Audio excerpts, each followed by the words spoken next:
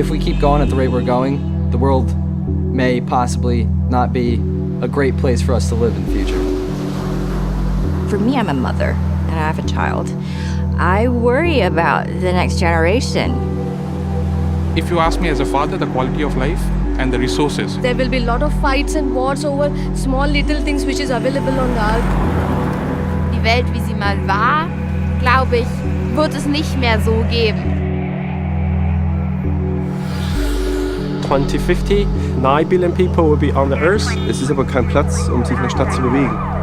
The trees that we cut, the air that we pollute. The energy sources we have now, they're hurting our environment. Wir leben in einer Wegwerfgesellschaft hier im Westen auf jeden Fall. Wir hauen einfach alles weg, ja? Some people have everything and some really have nothing. There are people who are hungry. Why? The lakes don't get filled up. We don't get water regularly. There will come a time when my children won't have water. But how do we get out of that or get in it to fix it? Companies are more focused onto their growth, but they're not really seeing what is a long-term solution, what is necessary for human beings. You know, progress. We need to build more. We need to have, taller buildings. We're not going to last if we continue on this premise that we can grow without limits. The earth or the world, they are barren, but the barrens always have a limit.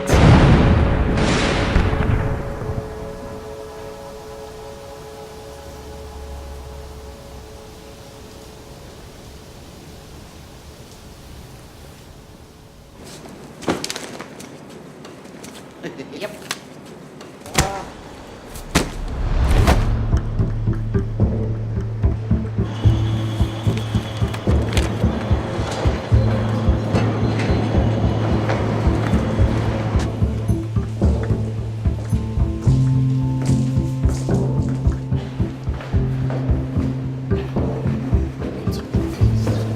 Streckig. Gehen wir, das Kaffee trinken, ne? Jo. Ich habe mir eine neue Zeitung mitgebracht. Kann man kurz neu gucken? Ist immer noch Kaffee. Ja. Da sind die ersten Artikel für 150 Jahre drin.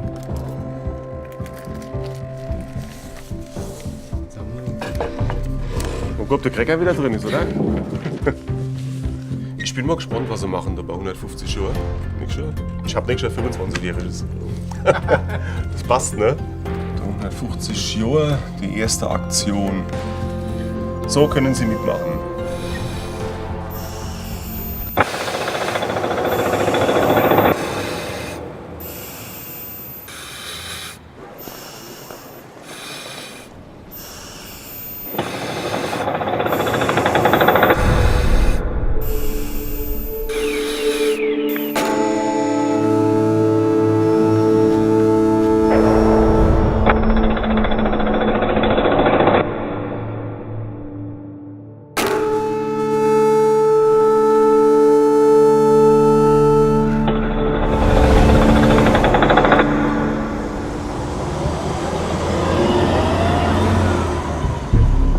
Where we're going nowadays as society, this isn't going to work anymore.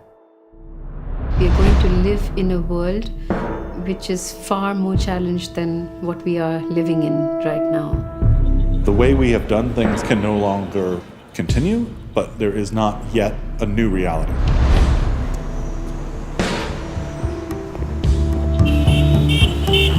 Immer mehr Menschen, immer mehr Verschmutzung, immer mehr Eingriffe in natürliche Abläufe.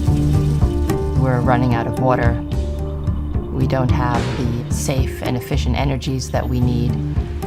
And if we don't look at the thing as a whole, then we won't be able to solve the problems.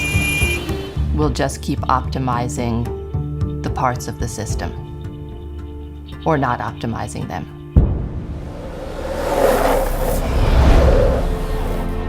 The question is, are humans smart enough to get us out of this mess? Can we figure out a system or a civilization 2.0 that saves the bulk of humanity, preserves the things that make us good?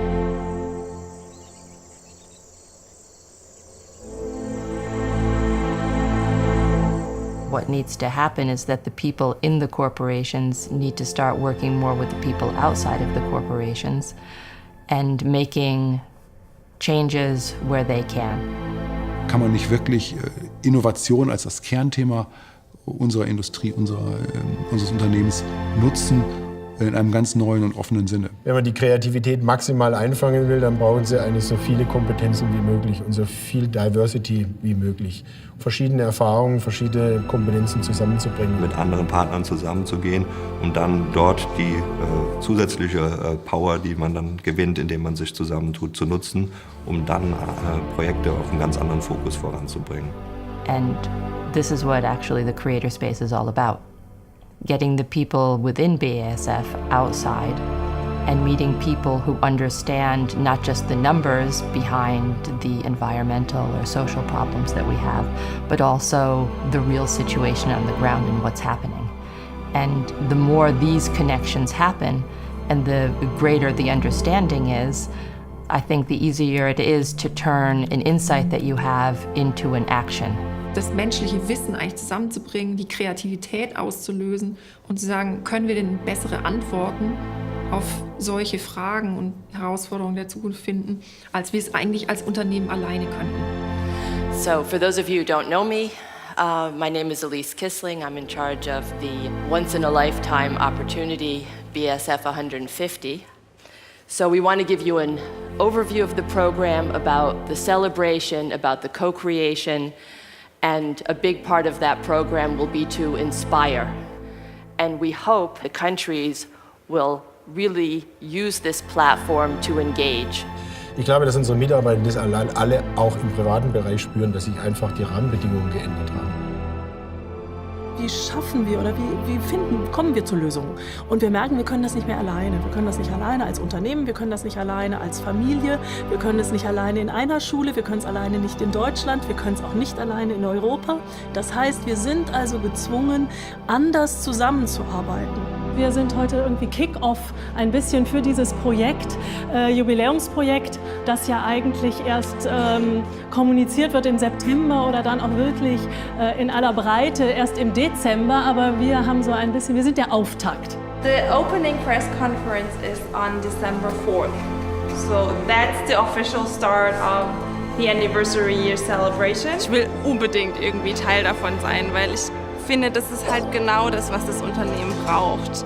Ich komme ja aus der Innovationsecke und gar nicht aus dem Kommunikationsbereich. Und da habe ich gedacht, ja, wir brauchen irgendwie so einen Startschuss, um die BASF da in so dieses neue Thema reinzuführen, mehr auf die Außenwelt zu hören, mehr zu lernen. Von daher war ich da sofort begeistert von Anfang an.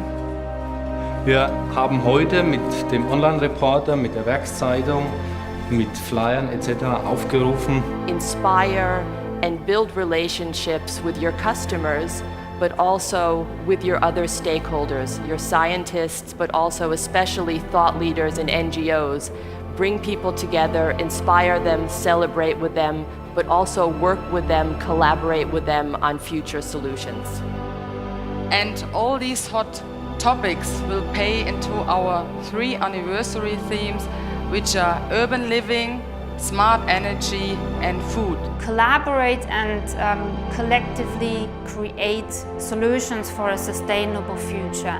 Collaborate on these 3 themes, urban living. Dass wir aber auch diesen Kulturwandel in Richtung noch offenerer Umgang, mehr Dialog, mehr Austausch, mehr Kreativität auch, ja, dass wir das mit vorantreiben können. Das ist für mich auch sinnvoll. Da stehe ich dahinter mit meiner Person, ja, und dann unterstütze ich das gerne. Das ist für mich ganz, ganz wichtig in der Arbeit. It's about refining our understanding and also getting new insights around these challenges. But it's also about connecting with influencers, connecting with people we have not yet been working with, but who are. Das ist die Richtung, in die wir uns entwickeln wollen, ja? Richtung Dialog, und das bedeutet Transparenz, das bedeutet Offenheit, das bedeutet Kritik anzunehmen, darauf zu reagieren, nicht immer Recht haben zu wollen und zu müssen. And the aim of this co-creation, collaboration with our stakeholders is to generate new innovations, new ideas, to generate new insights.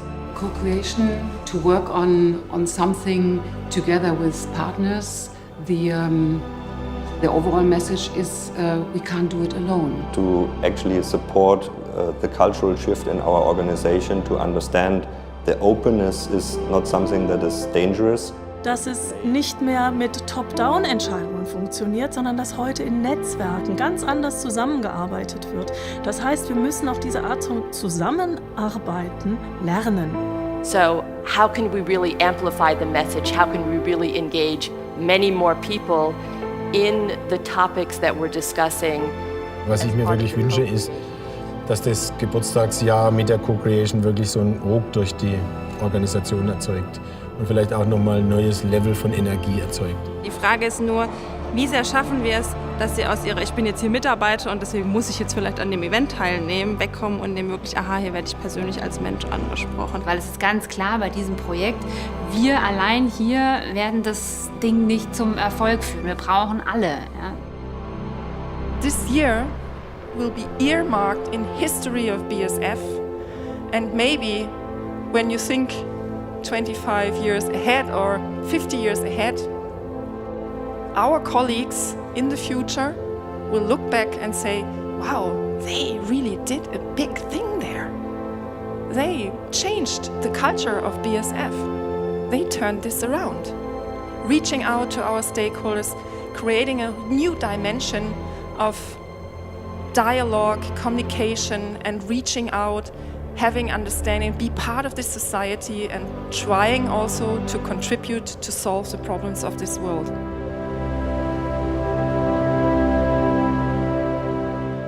Wir machen sehr viel anders in dem Projekt, als BASF es gewohnt ist. Und meine größte Sorge ist, dass wir einfach die Organisation durch die Schnelligkeit, mit der wir das Ganze implementieren müssen, etwas überfordern und dass wir nachher irgendwelche, bürokratische Schritte oder Leute, die wir in die Einstimmung mit einbinden müssen, dass wir das gar nicht alles schaffen in der Kürze der Zeit. When I first heard about it, I think I was pretty, I wouldn't say negative, but it was more skeptical. Yeah, I was pretty skeptical about how we actually make this happen. Ein Unternehmen hat eine DNA, die DNA wächst über Jahrzehnte, die können Sie auch nicht mit dem Schalter irgendwie umlegen und umstellen. Es gibt ein paar Konstanten, die sind bei der BASF vielleicht wieder ein bisschen anders als bei anderen Unternehmen. Sie sind in Ludwigshafen nochmal wieder anders als in Mumbai oder in Florham Park oder in Shanghai, aber es gibt ein paar Grundkonstanten einer BASF und da können Sie nicht hinstellen und sagen, das machen wir jetzt mal alles ganz anders und wir ändern uns einfach mal, sondern das ist ein Prozess und in diesem Fall natürlich auch ein Prozess der zunehmenden Öffnung gegenüber der Welt.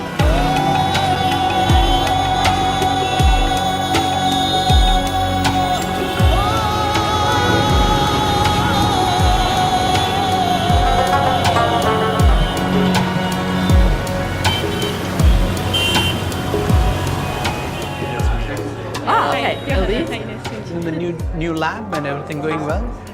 Okay. We want to have a symbol for co-creation. You haven't anything that you have visualized as the end point? I mean, it's kind of going on and something come together at the end. Is that how? Well, at the end of the year, all of the co-creation teams can submit proposals, and the board will decide on landmark funding for the most interesting proposals. The idea, what the board promises, that they would finance the best ones for the first 1 to 2 years until it's kind of ready to go in that direction. So, all new, all new.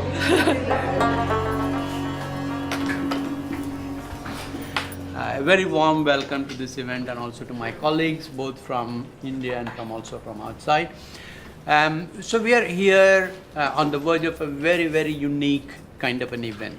And I think this meeting is the first of its kind, and I've really no doubt that this collective mind will really come up with some very, very interesting concept that maybe in 5 or 10 years from now we can all look back and say this has been a great contribution that we are making to this country and to the society. So with that, I again want to welcome all of you and wish a great day and maybe 2, depending on how things go. Thank you.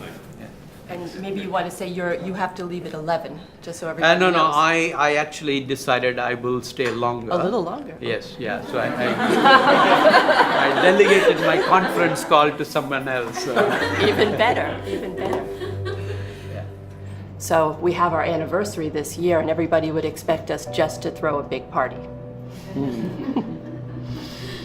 But we thought maybe we can do a bit more than just throw a big party, because I think as a company, we need to think about what's ahead. And technology cycles are moving ever faster. I think that's one thing. And the societal challenges are getting ever bigger. So how do we understand those challenges as they move ahead? How do we connect to people, 7 billion people on the planet, and understand what the challenges are and bring them back into our labs to design solutions? So we thought maybe we can think about what innovation is going to look like in the 21st century this year. So that was the idea that we had about a year ago when we started working on this program, and then what happened from then, I think, was a kind of a long series of happy circumstances. So you can imagine my excitement to have all of us here together, you know.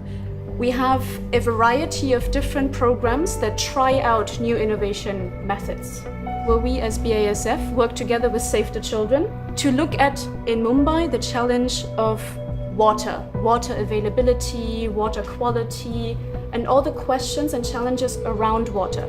Because water is not just the product.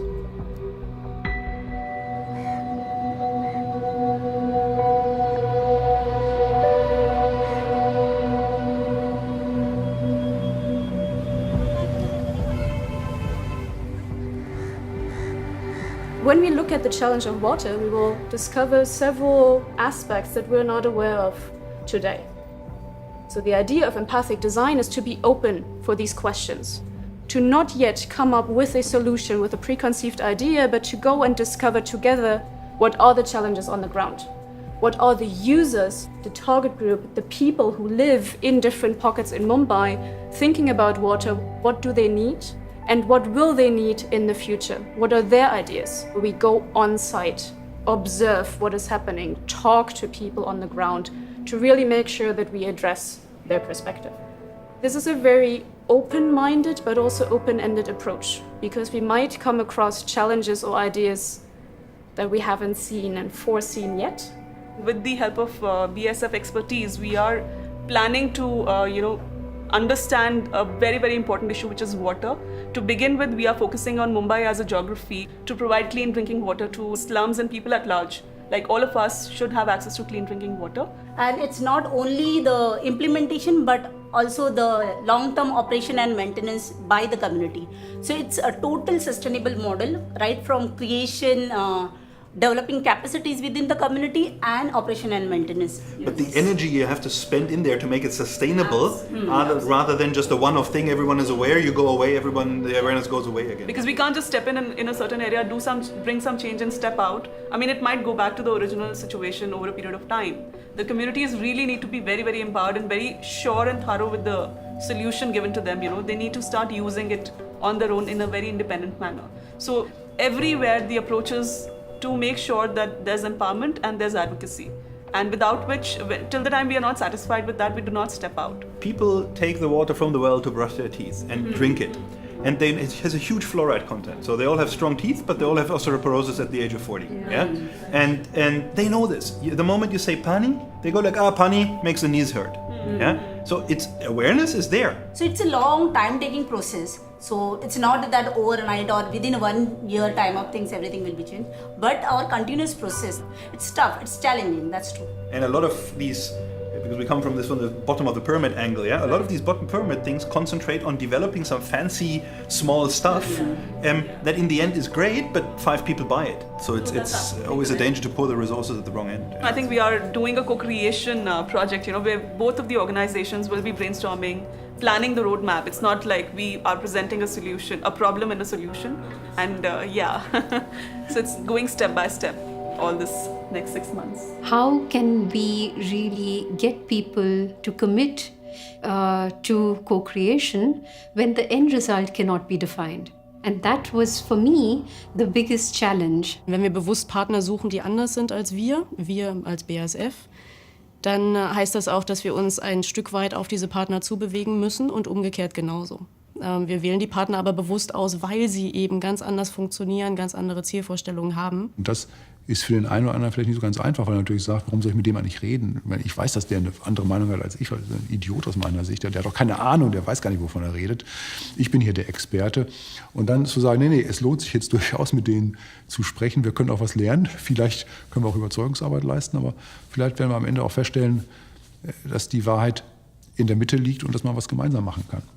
Und das braucht sehr viel Zeit und sehr viel Feingefühl, sich anzunähern. Und es braucht auch einen erklärten Willen auf beiden Seiten, diese Partnerschaft zum Erfolg zu führen. Und das geht nicht immer nur bergauf. I mean, it has to be a sustainable topic. We are probably one of the companies in the world that has the biggest material knowledge, material science know-how that is there. We know substances, we know all these things, but sometimes we don't know how to employ it or what to employ there. We can take this existing expertise that we have in-house, that Save the Children has, some other experts will go through this process where ideas will clash because people come with different perspectives. We want to avoid that we already introduce ideas and solutions to the situation because thereby we interfere with the process. We cannot solve everything by ourselves and that's not the idea either. And the same for Save the Children and other partners that we pull in. Wenn man sich den Co-Creation-Gedanken anschaut, dann sehen wir ja, wir haben sehr viele sehr kompetente Menschen aus verschiedenen Bereichen. Wir wissen aber auch, dass deren Lösungsvorschläge nicht ausreichen. Sonst hätten wir ja das ganze Thema und die ganze Diskussion nicht. Das heißt, auch wenn einzelne Institutionen oder Individuen der Meinung sind, sie hätten die Lösung parat, stellt sich ja dann die Frage, wenn die Lösung schon existiert, warum wir sie entweder nicht umgesetzt haben oder warum wir immer noch die Probleme sehen, die wir haben. Over time, that momentum will increase, simply because when you have any rational analysis of what's at stake versus what's gained through delay, almost everybody loses through delay.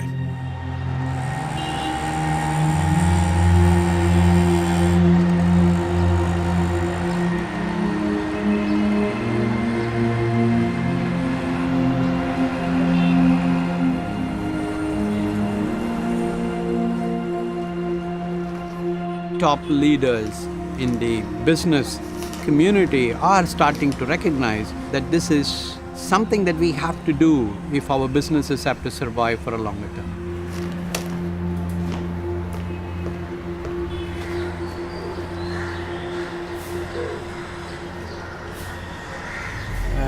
What I feel right now, more curiosity and of course a certain level of anxiousness because there is so much that needs to be done and there is so much that needs to happen and really also a bit anxious about making sure that this whole co-creation experience results in some productive conclusions, both for BASF and also for Mumbai.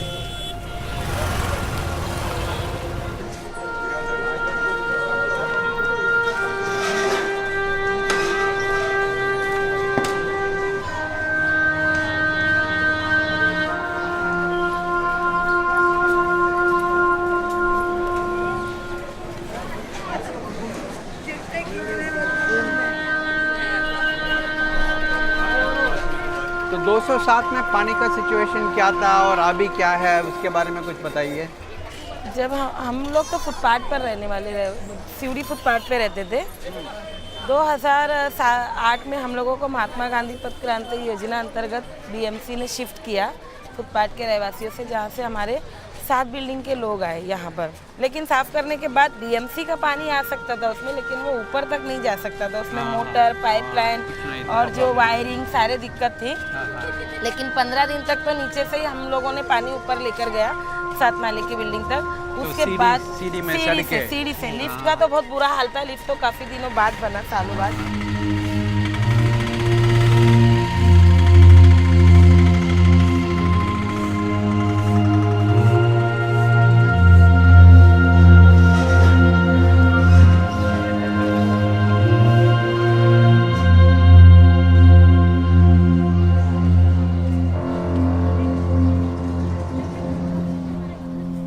What we see here is a scaled model of the Shanghai location, and it's one of the bigger ones we have on our tour. And what we see here is a summit. The summit is the biggest room-filling format we have on the tour. We have a stage over there, and we have this workshop groups, you see. At the end of the day, we take all this stuff here away, put it over there, for now.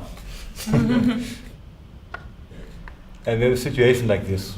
We have enough chairs to put on, and we have another situation, for example. Yeah. Right. So we can have a very clean looking, or we can have a very, very much like a working atmosphere, looking cupboards, places, stuff you can see and take out and grab out. And all this is filled up with graphic. Yeah, and then this becomes a big cafe for a day, and yeah.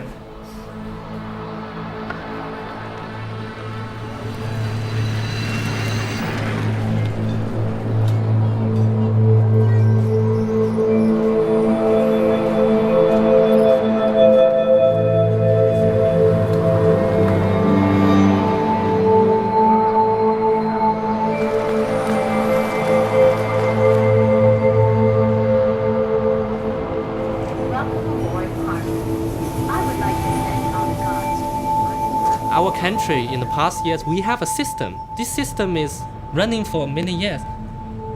You want to change something, always difficult.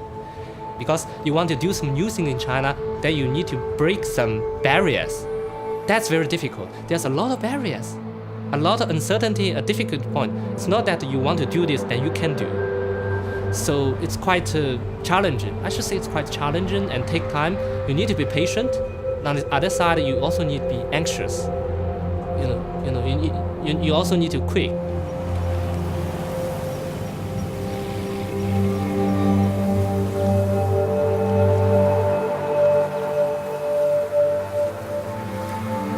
In China, we want to feed the people, we need to plant, but a lot of land, they are not suitable for planting. Then you need a mulch film, a plastic film, to lay out in the field, to keep the water, keep the temperature, to let the plant grow, even in very tough conditions. But due to this film is very thin and cannot be collected well, so a lot of film residues left in soil, then cause a lot of pollution in soil. Because this pollution, it's not by one day, it's accumulated, it's very serious. Even some land, they cannot planting anymore. Because originally they are film, but later they become very small films, small pieces, then they are in the soil, they are mixing with the soil. Some even too small, you even cannot see it. But if the plant is inside a lot of plastic, then it cannot grow anything.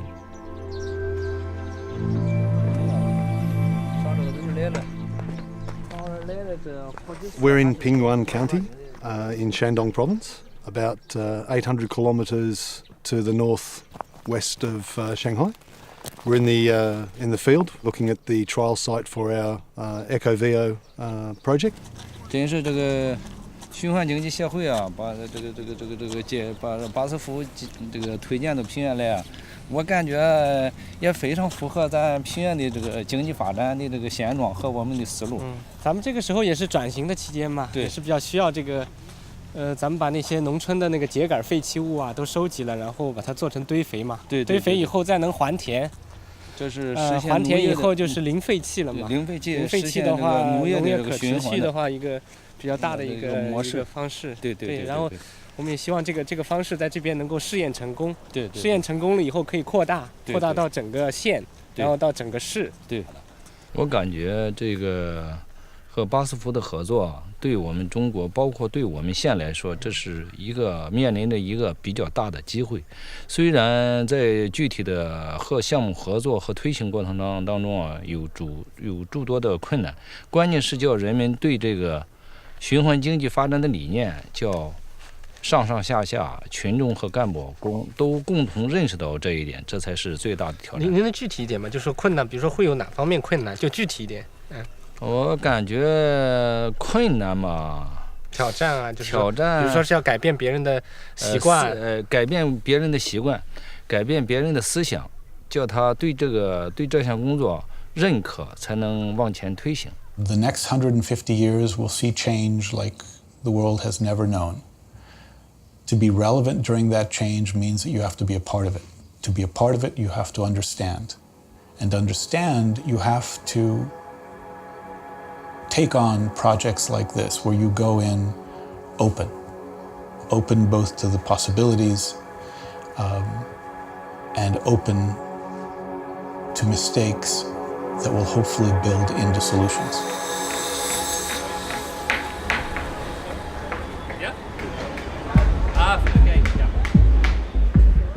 Hey, Masma. Hi, Raman. Hey, good morning. Welcome nice to you. Creator Yeah. Space. Thank you. Still underworking. So let's go inside. Okay. Yeah. So connected. We have a Wi-Fi here, so people can come here, log on to Creator Space immediately and see, or maybe even tweet. Then let's go that side. I'll take you around to that space. The space is something which you can change. So after everything, they can change the setup for the next day. Because these workshop cases can then be rotated 90 degrees. On the side. Yeah, so what happens is what comes out from here becomes a table or a whiteboard. Okay. So I'm really looking forward to that. I'm looking forward to that also, yeah. So these are the 6 cases. Okay. Yeah. These are the chairs for the plenum area. Yeah. They're all imported from Germany.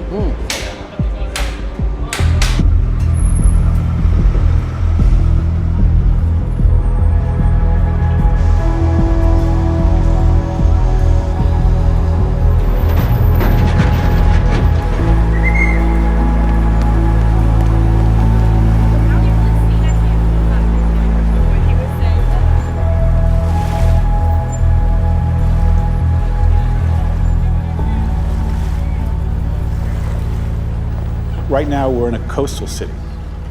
We're in Red Hook, Brooklyn, in New York City, on the water, on the Atlantic Ocean. Sea level is rising. Temperature patterns are rising. Volatility of storms is rising. Red Hook has a lot of challenges. And you know, Red Hook was flooded by Hurricane Sandy a couple years ago. And it changed a lot of our lives. The vast majority of urban populations live in areas that are susceptible to rising sea levels and climate change.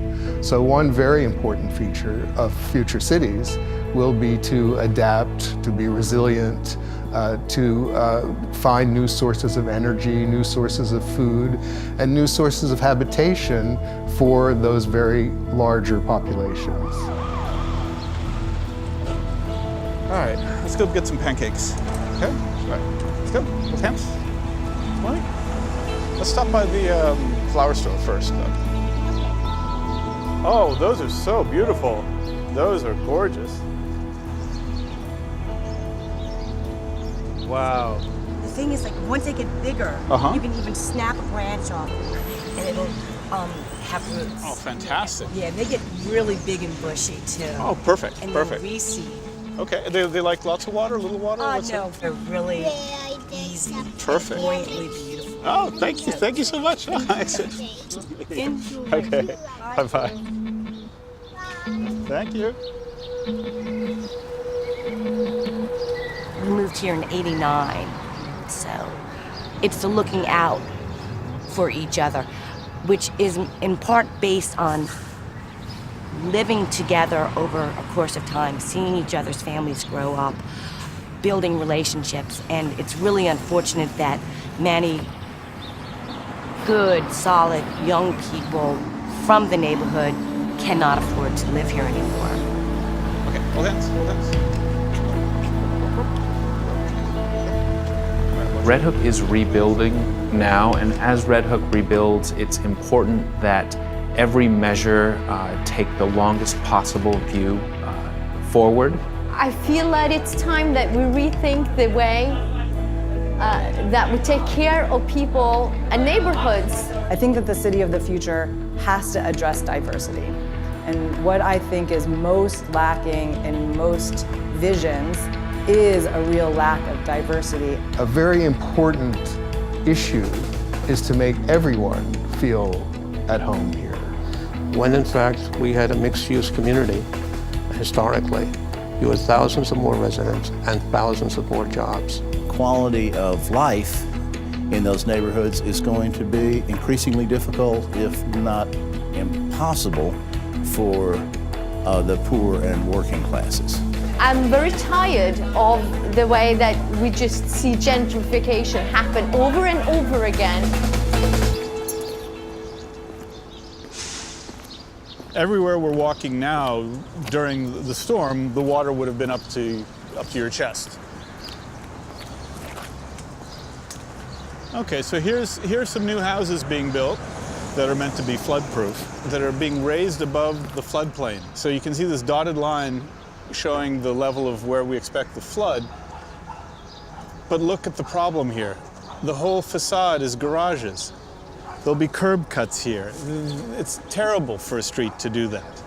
I mean, yes, it's smart to raise the living area, but this shouldn't be a garage. It should be a store or an artist studio or something that you can move things out of when the flood comes along. I can't say that it's insulting to the neighborhood, but it hurts the neighborhood in a way that it won't be apparent until after they're built and you walk down the street and you say, God, this is the most boring street in the world, when we should be in the greatest street in the world, right around the corner here. There's a community garden, someone's son, beautiful. But will they stay gardens? Will they be turned into houses with garages for Ferraris? Well, we have to do something to keep these little oases every so often.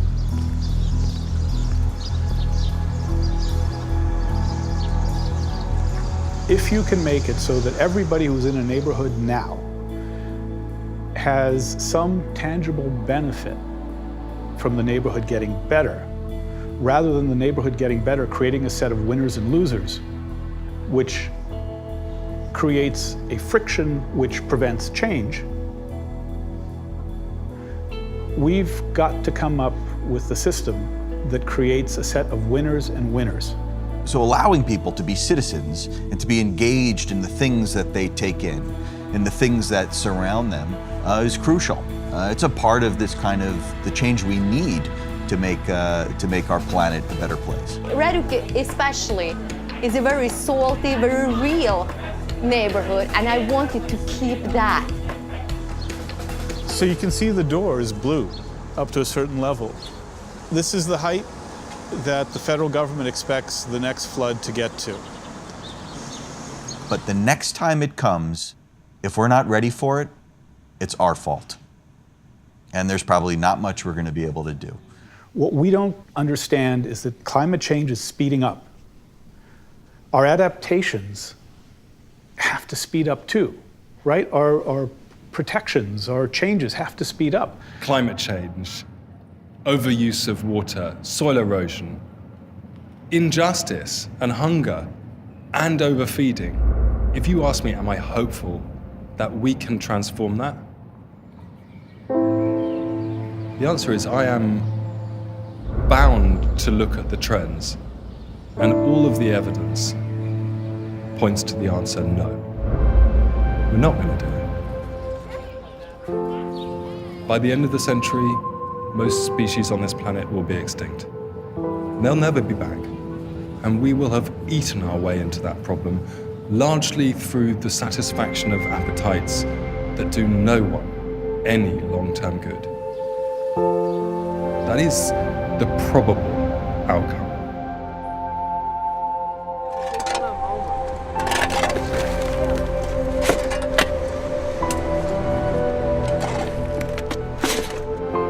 Because you see, we are going to reach in 2050 around 9 billion people. And there are two ways to feed these people. Wenn heute in China 15 Milliarden Hühnchen verzehrt werden und bis 2050 weltweit 50 Milliarden Hühnchen benötigt werden, um die Weltbevölkerung zu ernähren, dann stehen wir wirklich vor einer ernsten Fragestellung, wie bewerkstelligen wir das eigentlich? Ist es wirklich die Zukunft?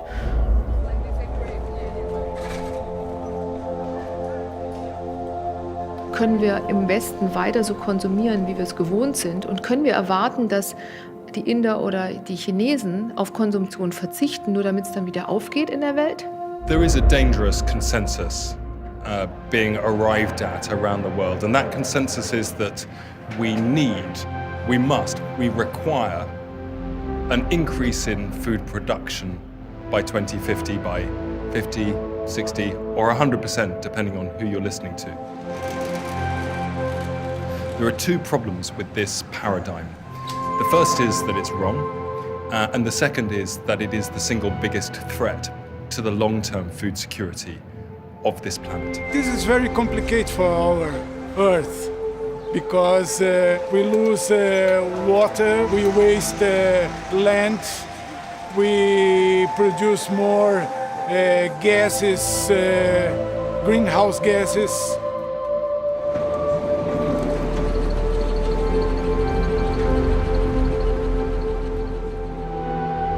The main way in which food production increases are being achieved right now is by extending the agricultural frontier into the world's remaining forests. We're doing what we have been doing for the last 12,000 years, ploughing into forests, into wetlands, into biodiverse habitats that are incredibly valuable as habitats for the many species that share this planet with us, but also essential for the health of the biosphere. We rely on forests.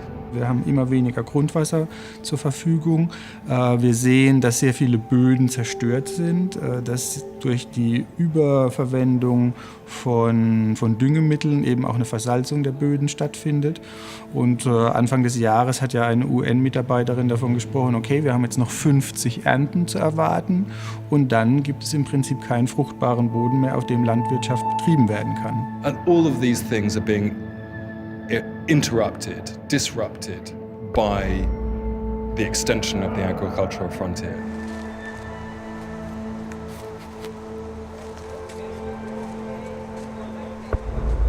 Mit dem Haber-Bosch-Verfahren 1913 zum Beispiel, der Ammoniaksynthese, haben wir zum ersten Mal es geschafft, statt 1,7 Milliarden, die damals auf der Welt waren an Menschen, jetzt 7 Milliarden Menschen überhaupt zu ernähren. Da ging es um Größe, um Skalierung, um Industrialisierung von Essen.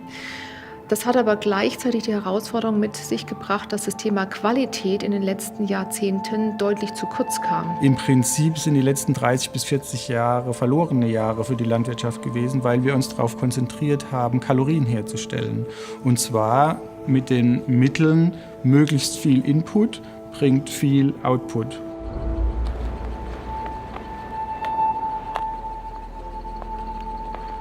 Dass durch zum Beispiel den einseitigen Fokus auf Yield, also Ausbeute, die Nährstoffdichte massiv abgenommen hat in den letzten Jahren. Das heißt, Leute verhungern an nicht genügend Zink, nicht genügend Vitamin, Eisen und so weiter in der dritten Welt. Und das sind horrende Zahlen.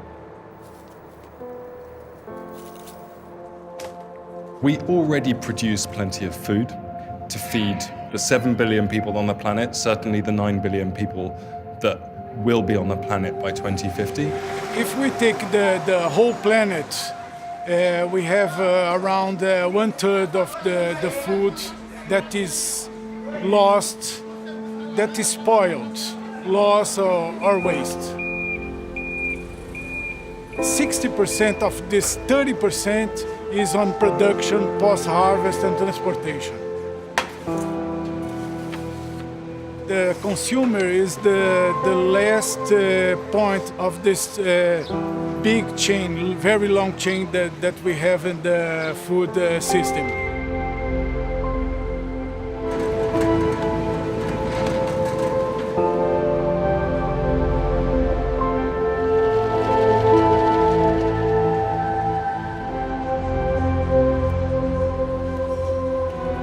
And we eat in rich countries vastly more than is good for ourselves or indeed for the planet. In particular, we eat more meat and dairy products than are good for ourselves or good for the planet. Also 117 Millionen in den USA leiden an sogenannten Krankheitsbildern, die man verhindern könnte, wenn man etwas bessere Nahrung hätte. Ich glaube, da kann man einen positiven Einfluss drauf haben. We need to give value to this food. Not only economic value, but cultural and social value to this food. Und es wird auch Unternehmen zwingen, ethische Produkte, ja, also herzustellen, weil die Transparenz kommt so oder so. Das heißt, die heute ihr Portfolio darauf ausrichten, die richtigen Dinge zu tun, die fundiert sind und nicht nur Marketing-Gimmicks, werden die Gewinner von morgen sein.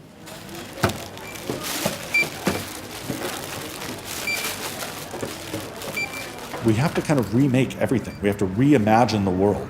And on the one hand, that's terrifying because we have never done this before. And it might be that we can't. It might be that there are problems that we can't foresee that really will prevent us from doing it. On the other hand, it gives us the opportunity to ask of every aspect of our society, is this serving us? Is this the best we can do? Is this the smartest thing, the smartest approach to take? Is this the most beautiful? Is it the truest, right? And when we do that, we unlock possibility. When we reimagine and question, we unlock our creative potential. The thing is, the problem only can be solved that all the parties, all the people from different backgrounds, from government, from stakeholders, from citizens, from NGOs, we are working together to the same way. Then this problem can be solved.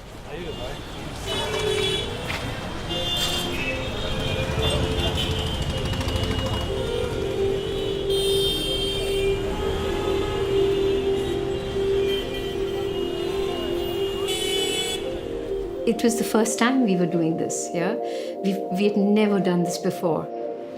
We'd never actually got industry, academia, NGOs, various people together under one roof, working together. Will they come? Will they not? Good morning. So the big day arrives, huh? Okay, good. So how is it looking for the summit? How many people? So just give me a feeler of how many people are definitely coming and how many people are definitely not coming. It's more the fear of the unknown. And that's what really was what the sleepless nights were all about.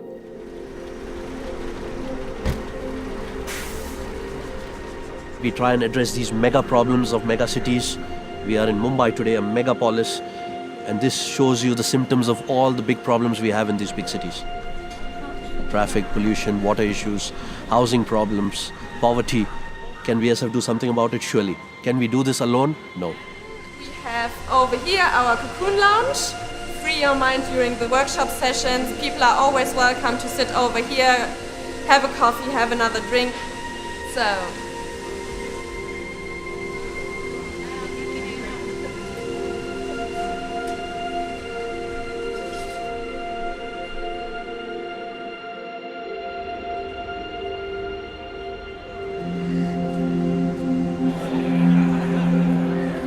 What do you guys think about the topic of water? Is it the right topic? Potable water is quite good in Mumbai, but very bad in other cities. Right.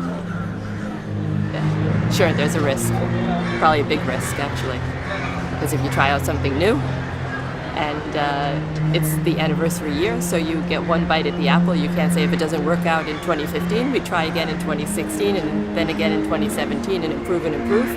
You do it once, and either it doesn't work or it works.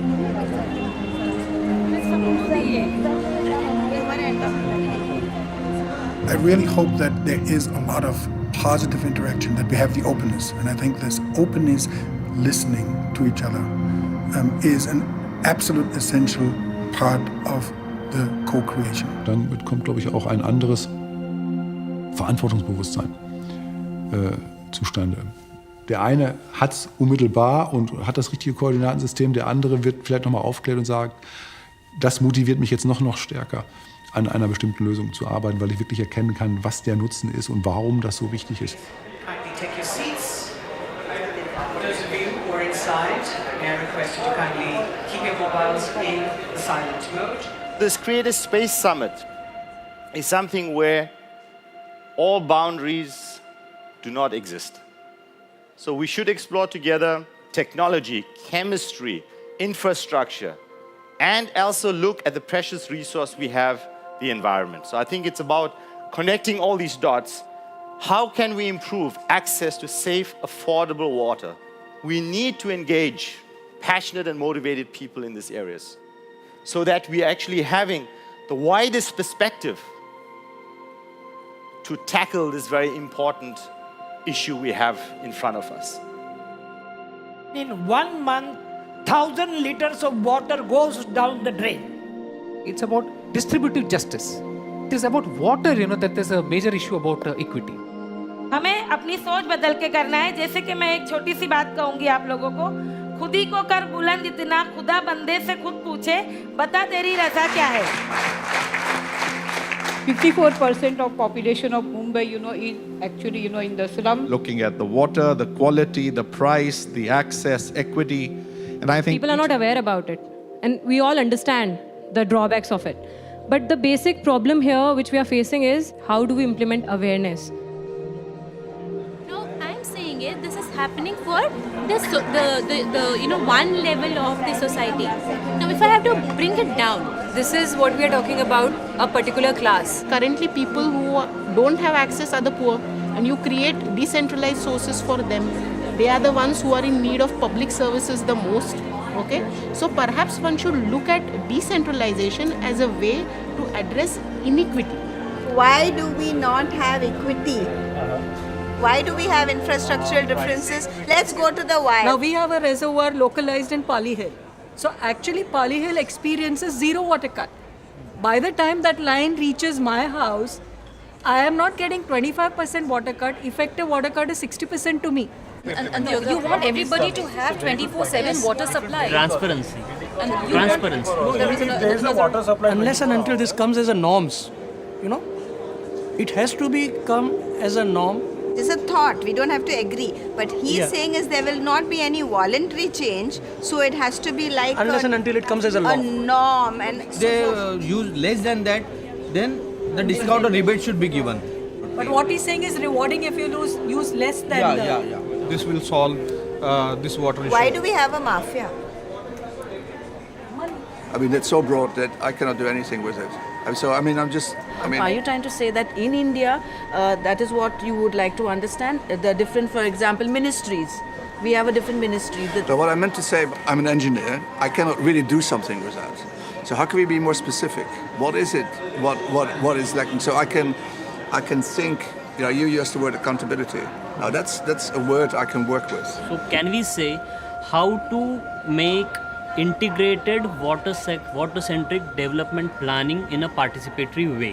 For you to be able to penetrate into the slums and give an individual connection, it becomes very tough because they are so cluttered and clustered and you cannot enter into it. So this is a very political reason. So we are now looking at a week-long immersion wherein we have about 20 to 22 odd people who will be divided between 6 groups, and we have identified 6 locations out of the geographies that we researched.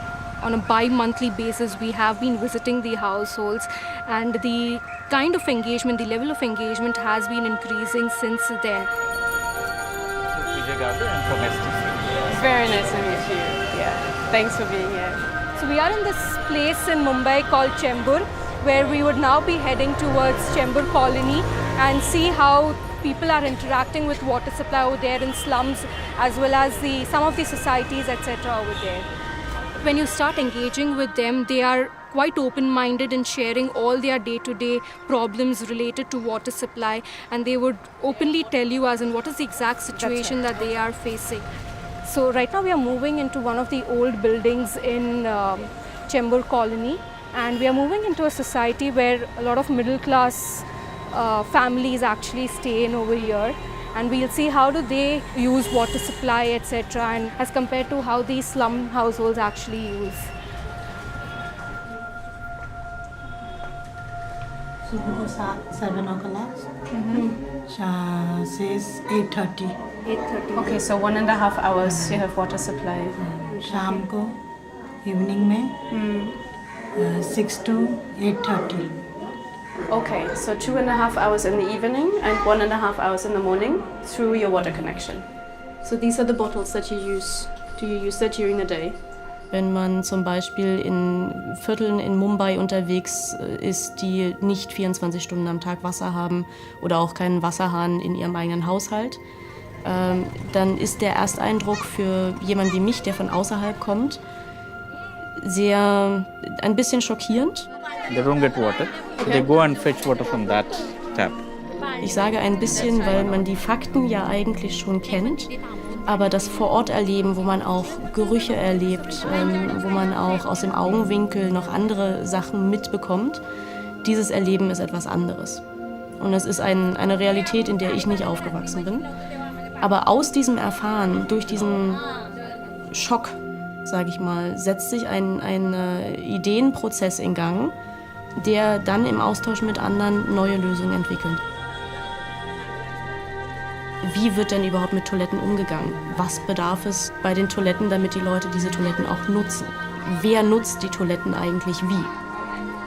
So even when they go, they have to fill up the bucket first, come here to the washroom to then flush.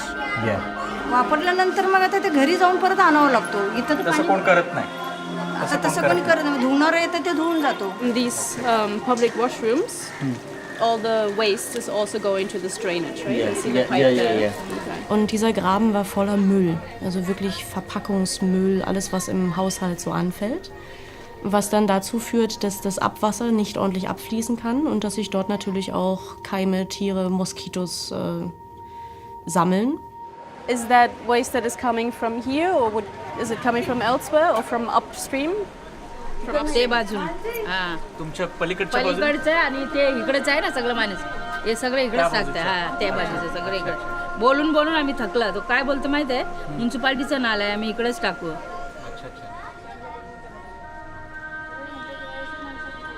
In der Immersion haben Sie auch die Chance, diesen Alltag selbst zu durchlaufen. Sie sich direkt vor Ort mit den Menschen auseinandersetzen, statt nur indirekt Marktstudien oder Marktinformationen aufzunehmen, die von anderen aufbereitet wurden. This entire stretch of slums, they move about like for about 3 kilometers, and it houses about like 5,000 to 6,000 households. So a lot of these slums which you would see, they've converted from just being on the ground floor to like multi-story slums going up to like 1 or 2 floors.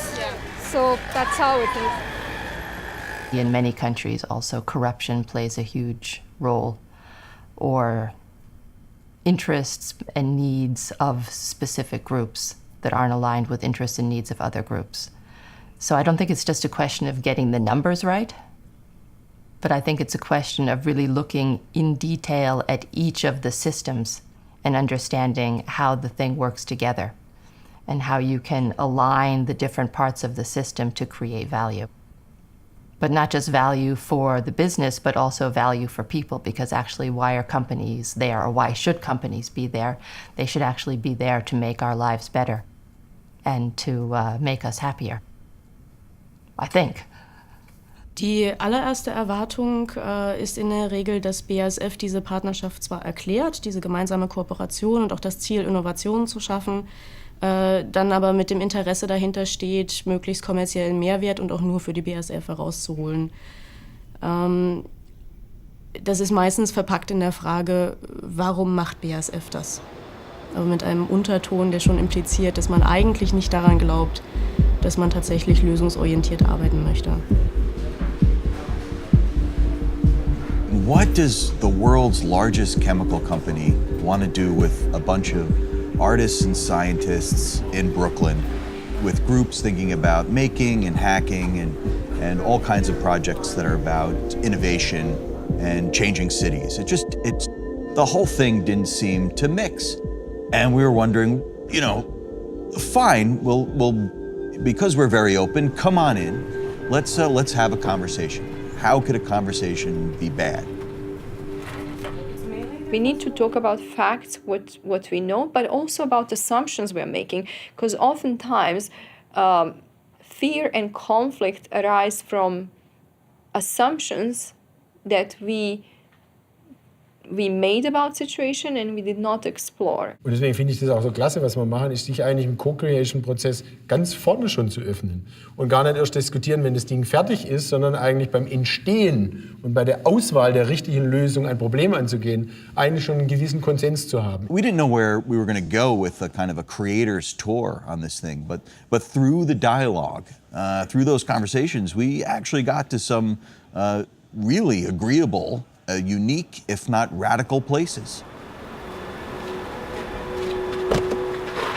Red Hook is a perfect miniature encapsulation of all the problems that cities are facing in the future. So whether you believe in the climate change or not, it's a reality. I believe that we'll be seeing more and more frequent disasters, that folks will be challenged to make decisions on not only where they live, how they live, but understanding the building that they live in. But also how a place changes socially when it grows. But what is a just way of growing? Economically, how will it find the money to grow? How will it generate wealth? And how will that wealth be shared by people who are here already as well as people coming? These are the great questions of cities.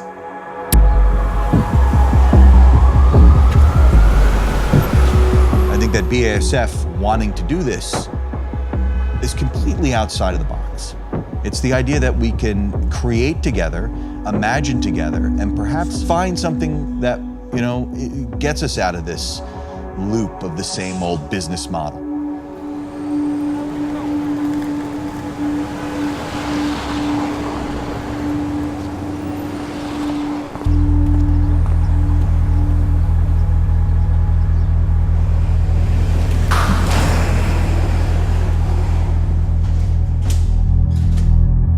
And we did come to some agreements. We were in alignment that people aren't consumers. People are citizens. We want people to be active and engaged with the materials and the stuff that makes up their everyday lives. You just go into the room, you have very great minds there, beautiful minds, and you toss the problem out. And you're not worried about your ego, you're not worried about saying something stupid, about you don't care less if someone judges you. You throw the idea out, and with your peers and with the experts that were there from BASF, you saw what stuck.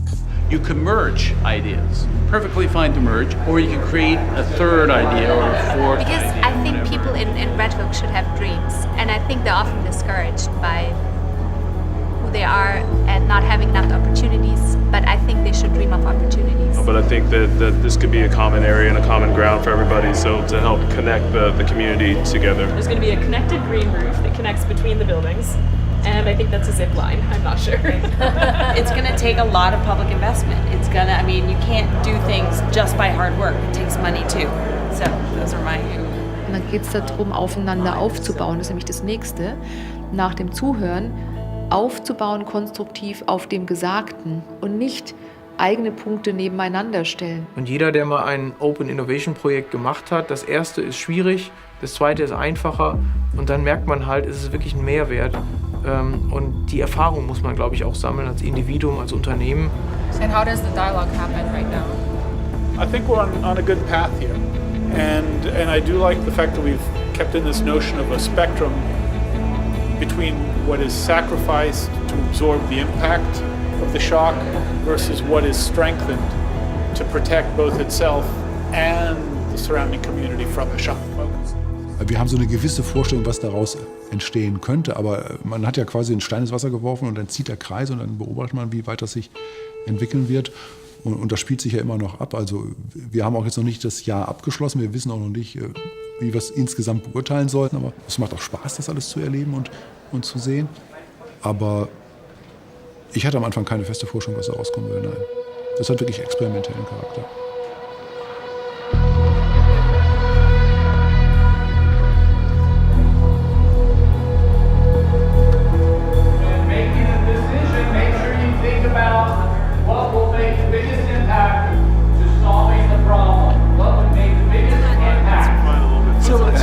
It's hard to vote if you haven't defined. We've got youth. Well, I understand. We've got Robin Hood. We've got waterfront. Affordable housing. Affordable housing, kind of special projects, policy, citizen engagement. This creator space has given us tools that, if further applied, will allow for a kind of bottom-up viral change to happen to communities. That, yes, it changes everything, but it's done for the right reasons from the right perspective.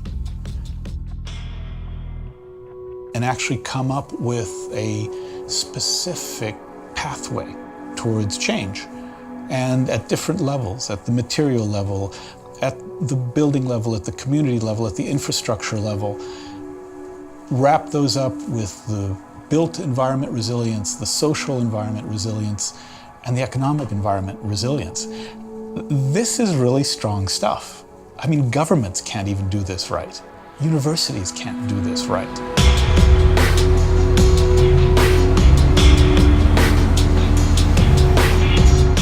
Das ist doch eine sehr spannende Zeit. Also die Dinge fangen an, sich zu verbinden.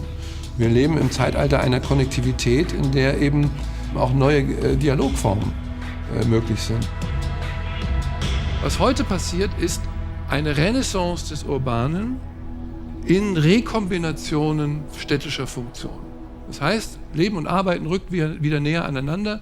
Kultur, Leben, Produktivität, Kreativität kann im kreativen Zeitalter neue Formen entwickeln.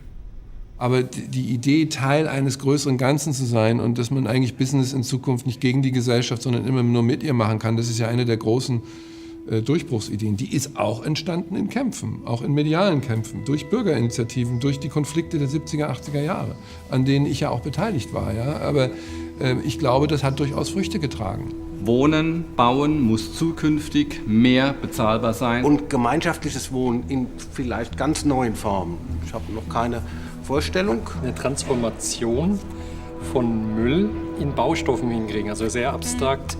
Dass man vielleicht Häuser einfach aus Substanzen baut, die Energie erzeugen. Super. When the ball got rolling, people got really excited. And I think the excitement has to do with the people that they're meeting, who are outside of BASF and outside of their normal area of daily business.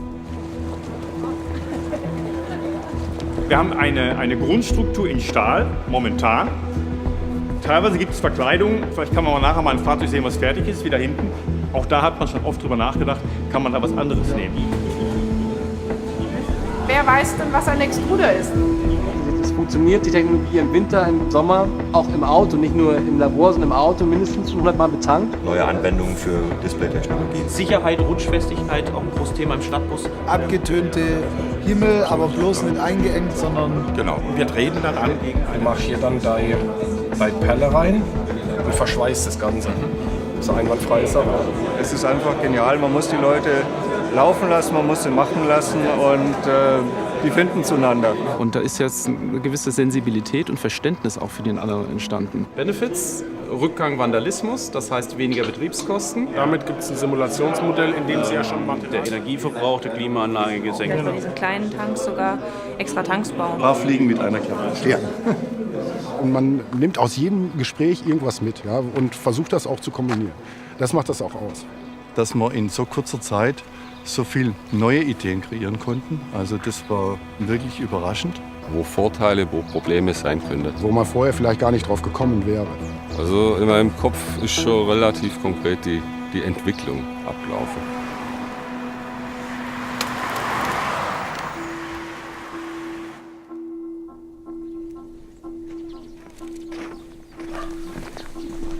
May and June, then we'll see the result, whether the yield is increased and the melons is more sweet. They already make a sign. We compare the BD mulch film with the normal PE films, and also we use compost made from the organic waste. They are both at the kitchen waste and also the green waste from the field. And these waste, after collected by the BD compostable bags, and it can be composted and afterwards can use for the agriculture. The compost will improve the soil. The biodegradable mulch film will leave no residue in the soil. And we're hoping by June at harvest to prove that we've got improved yield, less disease, better fruit, better quality, and of course complete biodegradation of the EcoVio mulch film over time.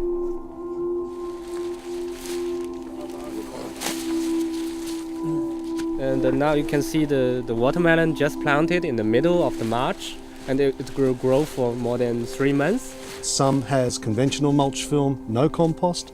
Some has conventional mulch film with compost. Some has EcoVio mulch film and compost made from the food waste collected in EcoVio bags.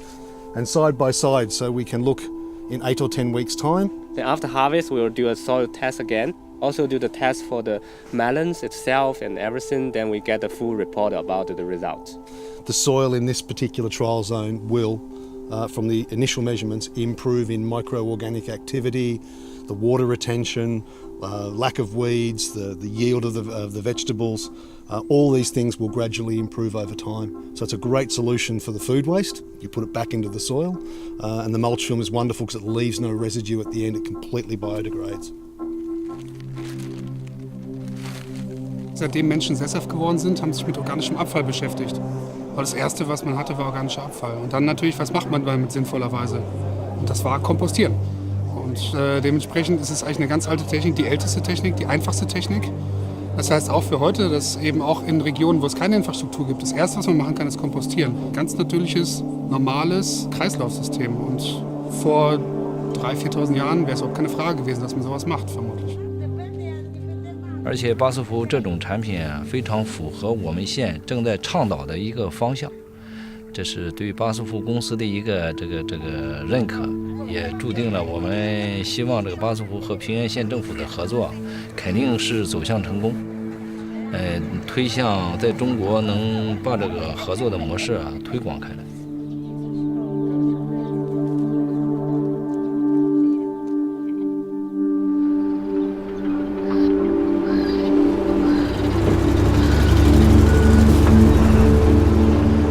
Major cities has these challenges to treat waste, especially organic waste, because due to the eating habit, we really generate a lot of organic waste, and now we landfill it, we incinerate it, but the solutions is very expensive and also not environmental friendly and not sustainable. Temporarily, you move this problem to another place, but you didn't solve it. Now really at time you need a solution really can long-term solve the problem.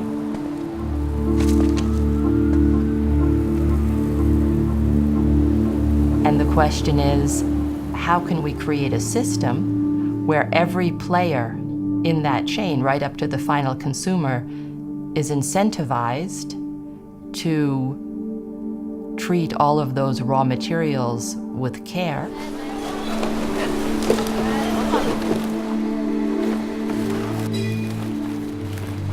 By speaking, it's very simple. Just using compost bag, collect the organic waste, and to speak, it's just like this. But to doing, it's connected several industry, or even connect different world from the cities to the plant, to the industry, and to the agriculture, and to the farmers. And finally, the plant can grow well, the crops can grow well. So it's a quite total solution.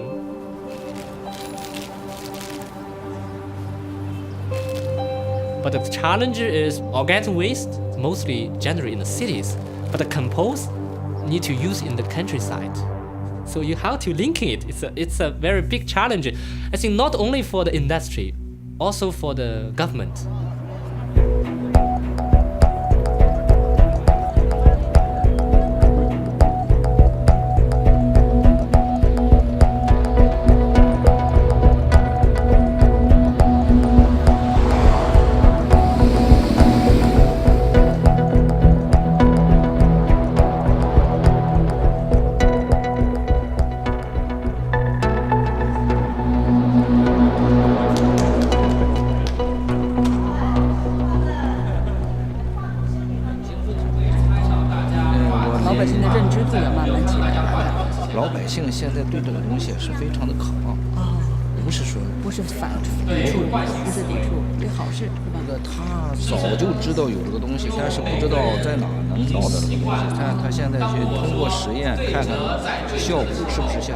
橙色组的小伙伴，请飞速的回到你们自己的空间，然后我们所有的人请去橙色组来进行一个参观。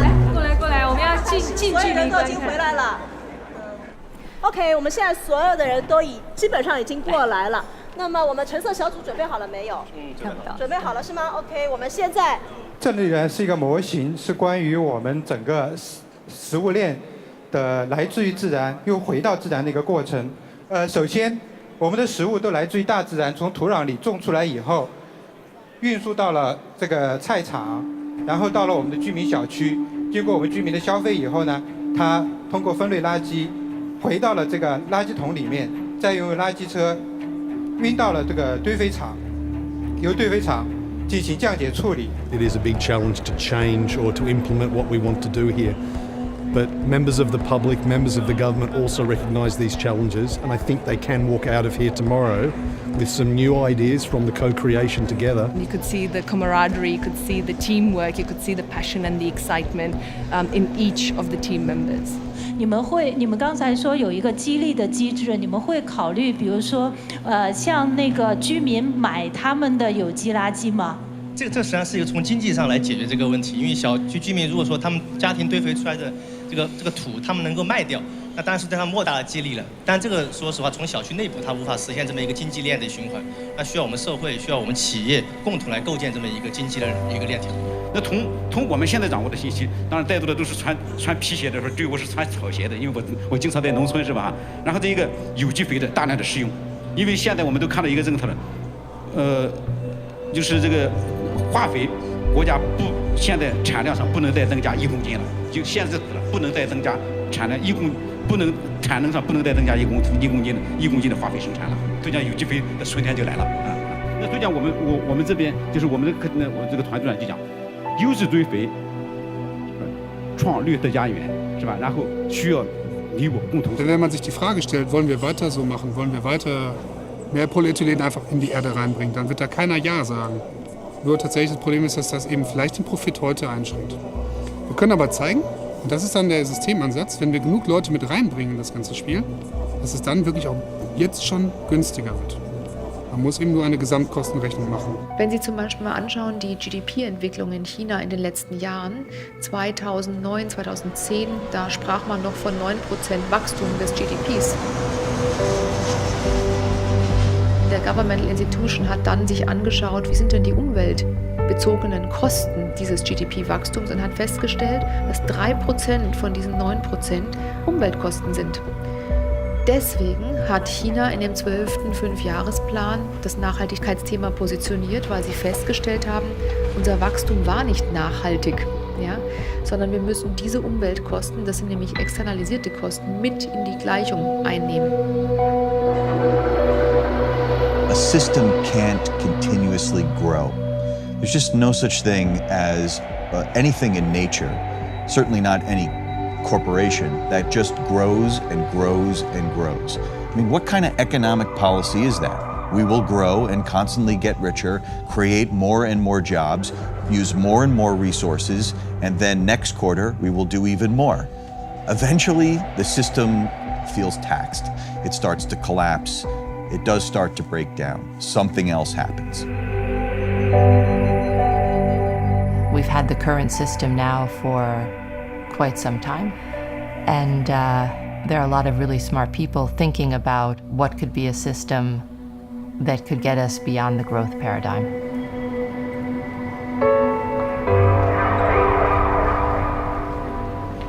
Every economic indicator that we have is based on a growth paradigm.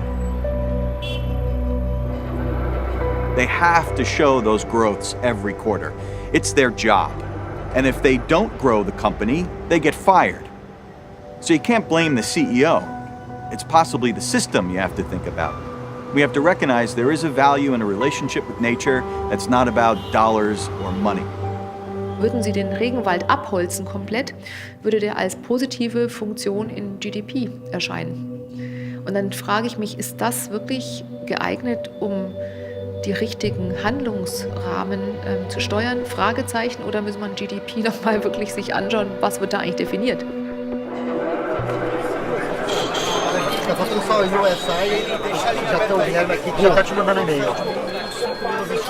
We've got too many facts and not enough stories. We don't have a new story for our coming times about how things might work well. See, before, imagine they were sitting around at the beginning of the Industrial Revolution. They weren't saying, we need to solve this, we need to solve that. They were saying, hey, this is exciting, let's get on with it. Let's see how it goes. It looks good to me. You know, there's steam power and these railways things, let's get going. But we don't really have a confidence about the future, about, which way we're going. It just seems to be, can you get on the right side of the rich and poor boundary? How can you save yourself by being in the rump that is left and not part of the middle class that's being hollowed out? Und dann kommt natürlich die spannende Frage, die ist eigentlich noch viel, viel wichtiger. Wer nimmt eigentlich an dem Wachstum wirklich teil? Das ist die Frage reiche Länder, arme Länder. Aber es ist natürlich auch die Frage in den jeweiligen Ländern zwischen arm und reich. Also wer partizipiert eigentlich an dem Wachstum? Und ich glaube, dass ein Shift stattgefunden hat seit den 50ern, wo durch die sehr starke Shareholder-Value-Orientierung an den Aktienmärkten der Fokus sehr stark auf Profit gelegt wurde, mehr und mehr, und die Wertschätzung von Arbeit ins Hintertreffen gekommen ist.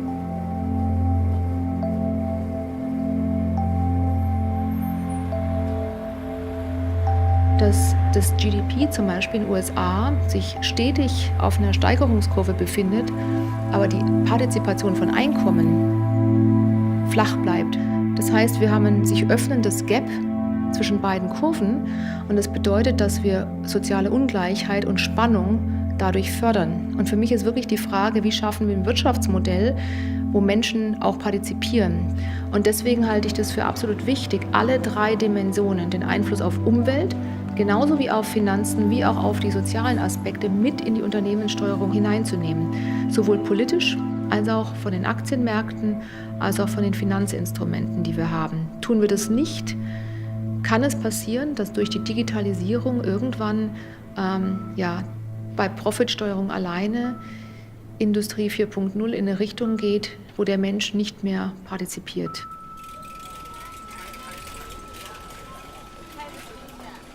Ich glaube, dass wir alle sehen und wissen, dass wir verhindern müssen, dass dieses System in einen Selbstzweck sich entwickelt, wo es dann tatsächlich nicht mehr so ist, dass die Wirtschaft da ist für die Menschen, sondern die Menschen für die Wirtschaft da sind. Also das ist für mich so ein Grundgedanke, den ich auch in einem Unternehmen wie der BASF sehr deutlich spüre.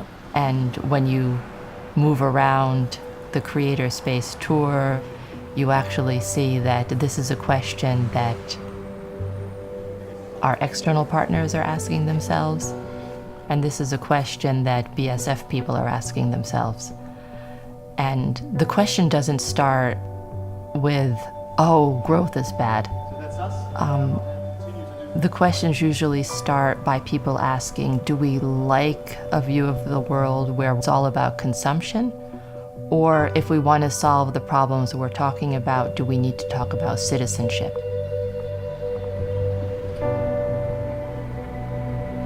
We need to find models to say, no, it's no longer about the individual, it's about community. And the fundamental business models needs to be changed. That's the only dialogue that I'm hoping the UN will have and everybody will have, because unfortunately the dialogue is based on current business models. And I would say that's more the problem, because I would like 5 billion people to join the middle, or to be in the middle class globally, and to live well. But of course, with a current system, it's just not going to work. It's about a culture change, but the culture change has also got to lead to a business model change. So if only the culture changes and the business model doesn't change, we don't get there. Now you can change the business model, but like I said, business model doesn't change on its own. A company does not change a business. It's the people in the company who change the business model. Kulturwandel passiert nicht über Nacht. Der dauert eine gewisse Zeit. Ich glaube, der geht auch immer evolutionär. Ist immer auch sehr gefährlich, wenn ein Unternehmen revolutionär was verändert. Ich glaube, evolutionär ist immer der sichere und der bessere Weg. Und im letzten Endlich müssen sie die Leute in der Überzeugung mitnehmen.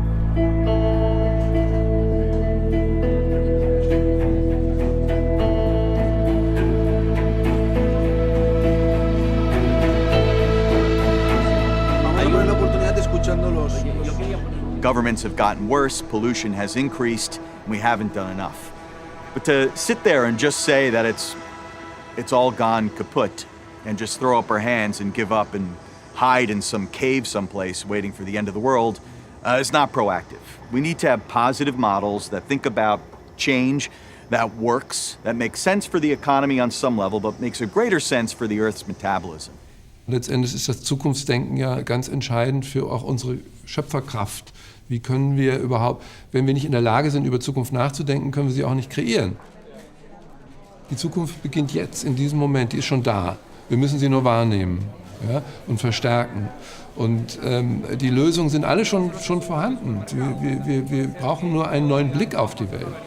Und das ist letztendlich die philosophische Grundkonstante, die wir natürlich auch gegen einen letztendlich utopistischen Zukunftsbegriff setzen müssen, wo die Leute immer sagen, naja, gut, also in 50 Jahren wird es so oder so aussehen, ich weiß es nicht, es kann sein, vielleicht hat der recht, vielleicht hat der recht oder sowas. Und am Ende entscheidet dann immer die Angst. Ja.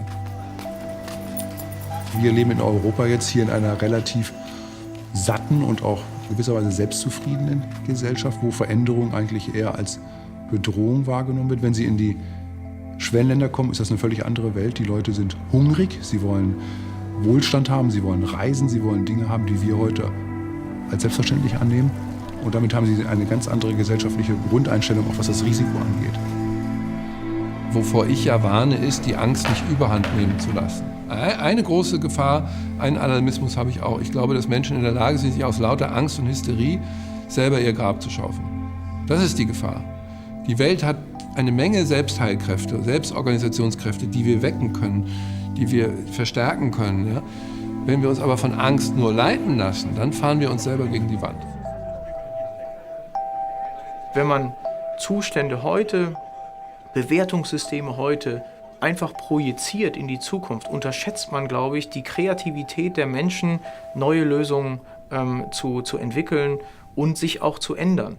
And once people start talking about citizenship, they start to like each other better, and they start to see a lot more potential. And then they start asking themselves small questions about what would we need to change in companies, what would we need to change in society to create a system that was more about community, about citizenship, and about doing things for each other to make each other happier.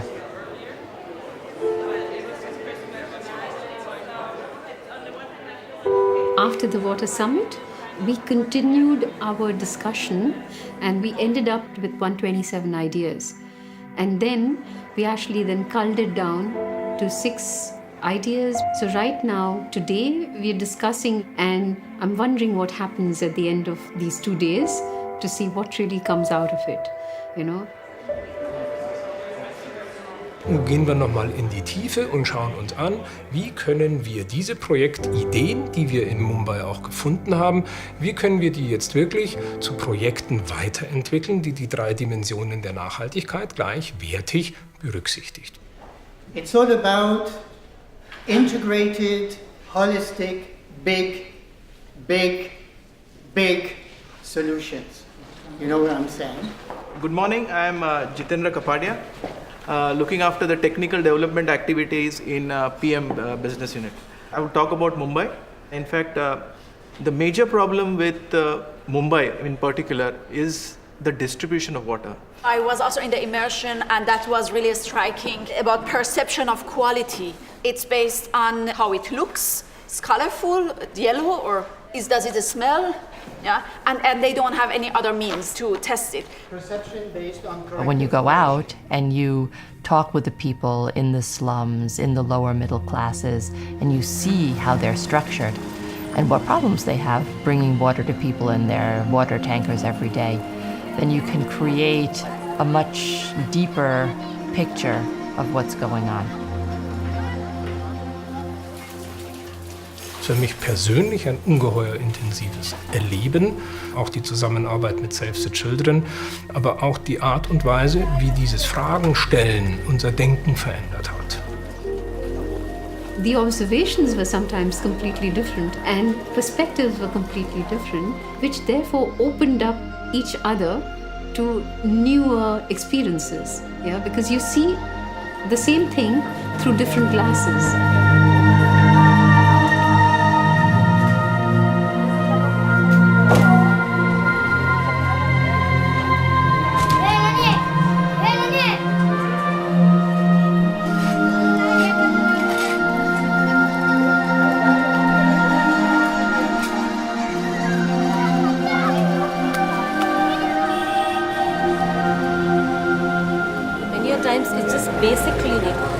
nobody checks the TDS or anything. They just let out in the ocean because they're so close to the ocean. They're just on the coast. So it's also an environmental perception thing. So there's no awareness about it, and there's no political pressure on it. And today's approach is just very, very short-sighted. Yeah, that's a problem. Cost of ownership. Not every person in the slum gets access to tap water. Where do they get the water from? Especially women are the people who actually go and collect water. They have to really stand in a long line, and they carry as many of these little pots and pans and buckets that they can to fill up the water. They don't know whether the water will come or not, at what time it will come, and they're standing in the line for hours. So they're spending practically 4 to 5 hours in a day just collecting water. And those drums, sometimes I've also seen our BASF chemical drums being used for water storage.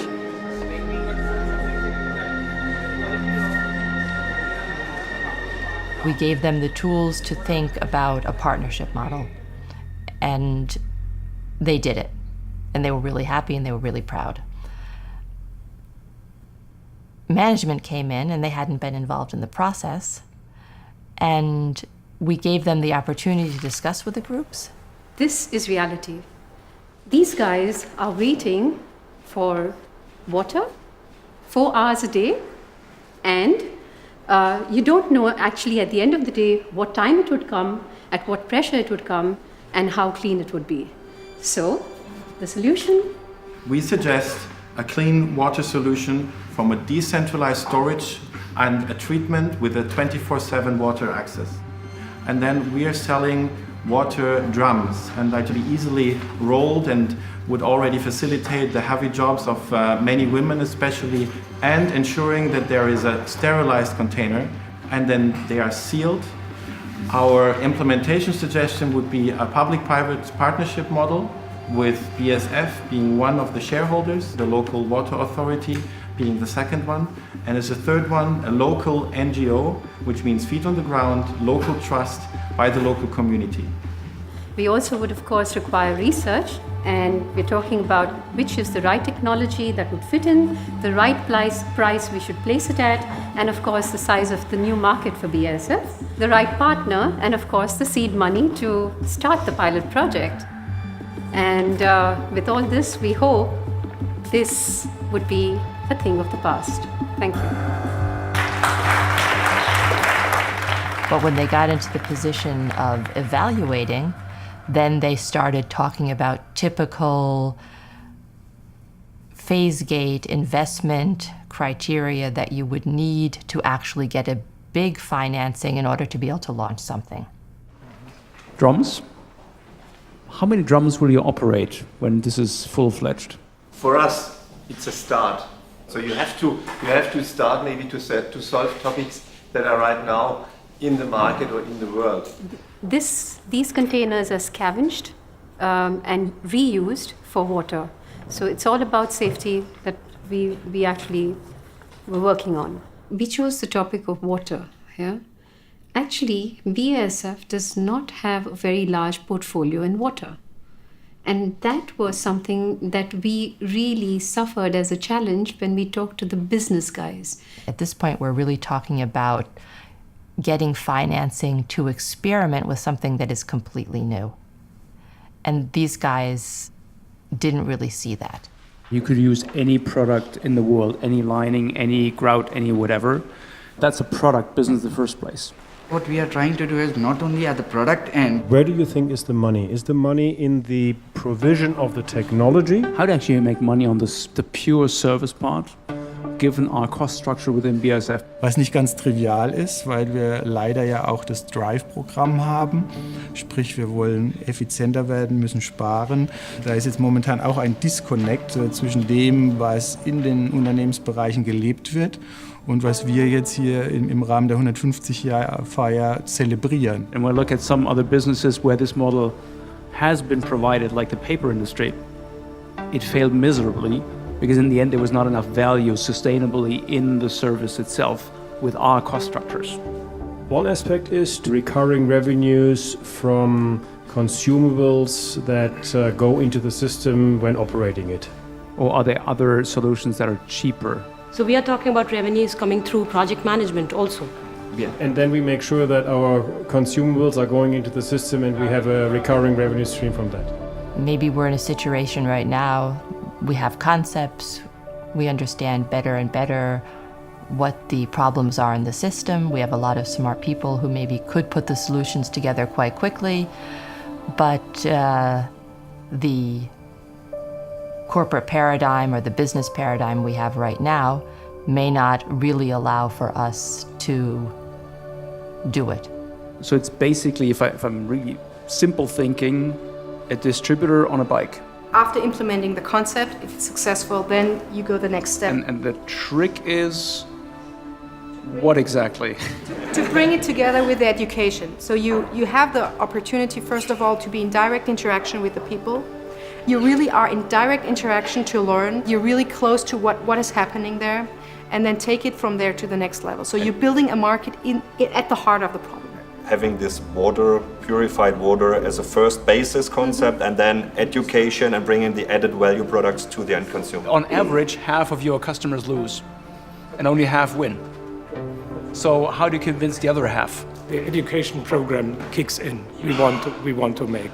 If we can raise the awareness level to get control, to get transparency, to get an opportunity to save water, we believe that could produce the push we need to bring our case forward. Just one addition here, it's important to get a little involved because this will not be a straight selling of the product, it's also a lot of education and awareness which we need to do.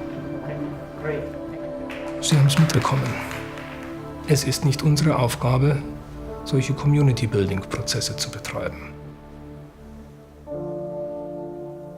Das sehe ich anders.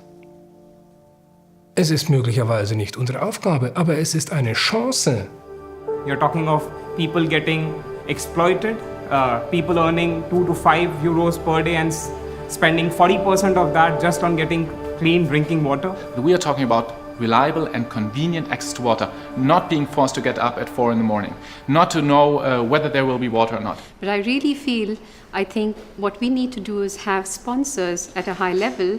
And Matthias, what I'm doing is also looking at you. Und es hat sich dadurch gezeigt, wie notwendig das ganze BASF 150-Projekt ist, um genau an dieses Denken, Reden und Handeln heranzukommen. Um diese Multidimensionalität von Erfolg, von geschäftlicher Entwicklung, von sozialer Entwicklung, diese Multidimensionalität sichtbar zu machen und sie auch in das eigene unternehmerische Handeln zu integrieren. Das ist ein Prozess. Das Unternehmen wird an diesem Projekt, so wie es daran gelernt hat, sie zu entwickeln, wird es jetzt daran lernen, was brauchen wir, was ist notwendig, sie umzusetzen. Woran scheitern sie und so weiter. Und das wird ein Lernprozess sein. Changing that market space means you need to collaborate with a nonprofit or work with the community in a completely new way. And you may not make a profit with that for a couple of years. So if we have a couple of these projects where we can really show how this works, then I think it would be wonderful. We will have to sit down together with the Indian team, with you guys, and say, okay, what does it mean now? And we know that, of course, you have to present a convincing business case. I was thinking about this exercise to co-create with societies, with different stakeholders, to make up a real sustainability case. What I've heard during the last 5 minutes is business, business, and business. Get the numbers right, highest business opportunities. So what about sustainability and outreach to communities? But I think if we don't see some mid to long-term business value in there, then we as BASF, we won't be able to win there anyway because the organization won't go with us and we won't have the products and we'll be in somebody else's market. And that's, of course, where some of you guys come in to also remind us business people, this is not only about making high profits, but it's about the positive impact on society and environment as well. So I think it's a fair challenge. My challenge back is, okay, I understand this, but at the end of the day, I need to make some money with it. Yeah? And I think you can combine it. I have no doubt that at the end of the day, we are combining all these aspects into something very attractive.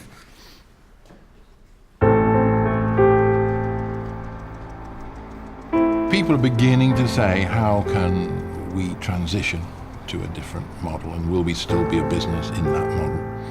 So there might be a lot of sacrificial activity that goes on. We need somebody or some entity to be the first one to come forward and say, we're going to do it differently. But at least a marker has been put in there. Pioneers, their role in a way is to end up face down in the mud with 3 spears in their back. But somebody has to go out first and do it. Und viele auch in Geschäften, die gemeint haben, sie können das Geschäftsmodell der Vergangenheit jetzt einfach nach vorne weitermachen, fangen an, darüber nachzudenken und sagen, geht vielleicht nicht mehr so, ich muss es anders machen. I think their power is in the crowd. If you have a critical mass of people who start to do things differently and slowly think in a different direction, then that's how you can change.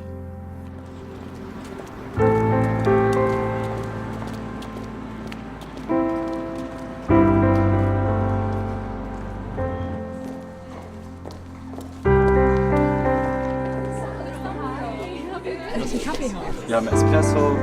Und aber die Kapseln sind ja anders als sonst. Nee, die sind zum Wiederverwerten. Die sind zum Wiederverwerten? Ja. 100% kompostierbar. Ja.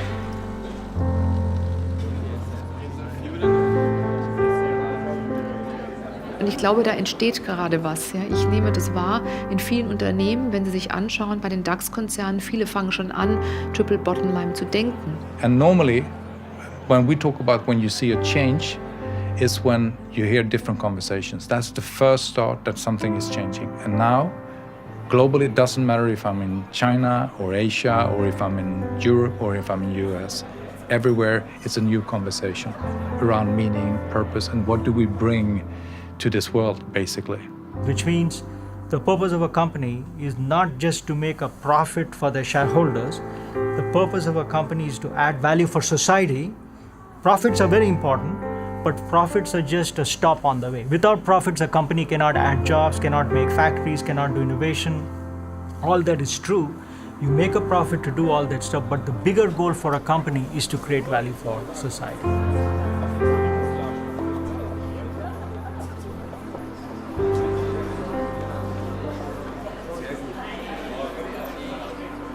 Yeah, very warm welcome to our Creative Space event Ludwigshafen. We have arrived at the very last day of the last event of this very big journey. And I would say we have embarked on one of the largest experiments, if not the largest experience and experiment in the 150 years birthday. And I think you are really pioneers. You are pioneers because you have jumped into this opportunity, grabbed this new door in driving innovation within BASF. We have reached about 10,000 people directly with the events we had over the year in about 25 countries, and also 900 people basically joined the in-class trainings and webinars which we have offered. Yeah, we did a lot, and it was really fun and it was really interesting, but are we really there yet as an organization? What can we learn from the people who did it? What's right about the approach? What can we improve? And also, what's going on in the organization? Could we potentially change in the organization to make our innovation pipeline more meaningful and more powerful? There are some companies I've seen who have failure bonuses. So actually you have a certain amount where you are really pushed to fail, and it makes it part of the DNA that it's okay and we're gonna let that go because it's in the budget, we've officialized it, etc. So it's really building this culture of innovation.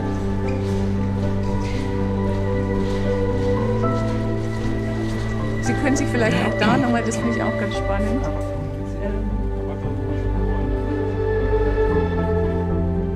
Wenn Sie hier die Bewegung Sie erzeugen jetzt über den Windstrom.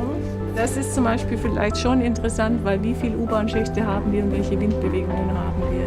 Dann könnten wir doch eine gewisse Energiemenge hier abgreifen, um eine Beleuchtung zum Beispiel zu haben. Chemie ist eine Grundlagenwissenschaft, die in all diese Themen, die die Menschheit heute bewegt, einzahlt. Chemie ist eine gestaltende Naturwissenschaft, die den fundamentalen Beitrag liefern muss, um die Probleme, die die Menschheit hat, zu lösen.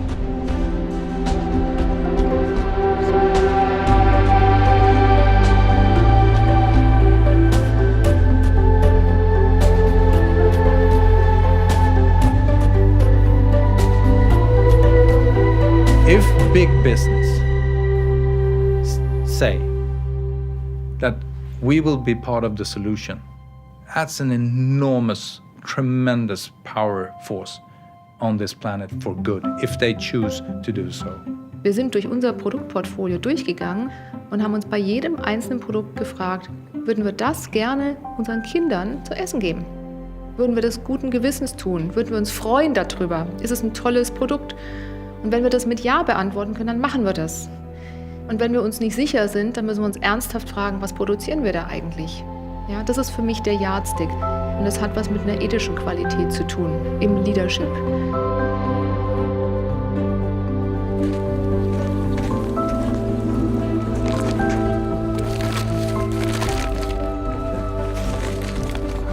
Das 质量不错，这个当种西瓜、种辣椒啊，这样都用得上。The smell is good too. 对呀，没有什么其他的味道，没有病虫害。怎么样？ Perfect. Very happy with that.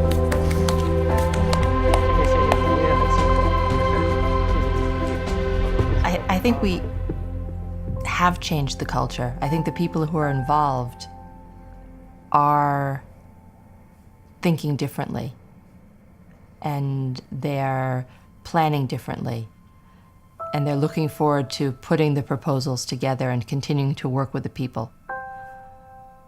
But this will only be sustainable if it continues in 2016 and 2017 and more people get involved. Wir gucken uns jetzt auch als Vorstand die ganzen Projekte nochmal an. Die werden jetzt priorisiert. Wir haben für ganz, ganz viele Projekte, die aus dem Creator Space rausgekommen sind, Unternehmensbereiche, die bereits gesagt haben, das will ich jetzt auch wirklich weiterverfolgen, da will ich was draus machen, das ist sehr gut. Und dann haben wir noch mal ein paar Themen, die sind so komplex und vielleicht auch so langfristig angelegt, dass wir uns als Vorstand gesagt haben, da schauen wir jetzt noch mal insgesamt drauf, was machen wir im März und legen dann fest, wie wir da weitermachen wollen. Und da geht es dann um Geld letztendlich. Also wir müssen dann auch sagen, was will man da jetzt eigentlich machen und was soll dann erreicht werden. Und darauf freue ich mich eigentlich. Die Diskussion wird bestimmt ganz interessant. Und wie kriegen wir es dann auch umgesetzt? Wie kriegen wir nicht nur ganz viele gute Ideen, sondern wie kriegen wir Ideen, die sich dann auch wirklich realisieren lassen mit dem Ziel Wachstum ja, aber Wachstum anders.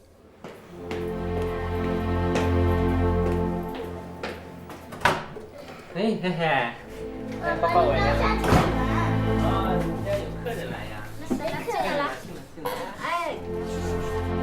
Now is the time that really we need to. You cannot escape. You need to live here, to really do things here, to improve from now on, to change your behavior. Then, probably, I still confident our future generation, my son's generation, they can have a better world than us. Then what they choose to do for their generation is their choice. We're still human, right? That's why I say, hey, we're not ideal, but we have a opportunity to make a better choice next day. How was this year for you? A bit like a roller coaster. Yeah. Very intense, that's for sure. It's a funny feeling, yeah. It's something I'm elated. I'm also sad, yeah. So it's mixed feelings somehow. It's because so much has come out of creator space and all the co-creation activities. I think we've certainly learned a lot. We sort of sometimes have blinkers on when we do business. We fall back to our traditional business. Exactly. But the beauty is that so many people have caught a glimpse of that tin and of the content and will carry on pushing. Yeah. The thing is, how do you break these habits? Well, I'm a bit more positive, optimistic about it. I think if we don't do it, then who will? Yeah. All these colleagues involved will continue with that thinking, and eventually, it's like an avalanche gaining speed. Eventually, BASF will move into the right direction. We already have so much of potential. Can this sort of, change become much more bigger than what we're doing right now? This was just a start. And how do we create the spirit even further? Karl Zuckmayer hat es mal ganz schön in einem ganz bösartigen Satz gesagt. Er hat gesagt, die Welt ist nicht gut, aber sie kann besser werden. Ja, und darin, also auch im ersten Satz, wenn Sie sagen, die Welt ist an sich nicht gut, Evolution ist natürlich immer die Auseinandersetzung mit dem Störenden, mit dem Irritierenden oder auch mit dem Gefährlichen. We create chemistry for a sustainable future. Ich meine, wenn man sich sowas in seinen Unternehmenszweck reinschreibt, muss man auch bestimmte Bedingungen erfüllen. You need to have a good behavior, and the good behavior can be passing to your young generation, and it can passing forward. Then the world become better. Yeah, in this way. Yeah. Denn die Kompetenz, die Ideen, die Erfahrung, die jeder Einzelne mitbringt, das sind die Dinge, die wichtig sind, um gemeinsam neue Lösungen zu entwickeln. Es ist recht einfach, zu Hause zu sitzen und zu denken, man hätte das alles anders gemacht. Wenn man aber diesen Gedanken für sich behält, dann hat er keinen Mehrwert.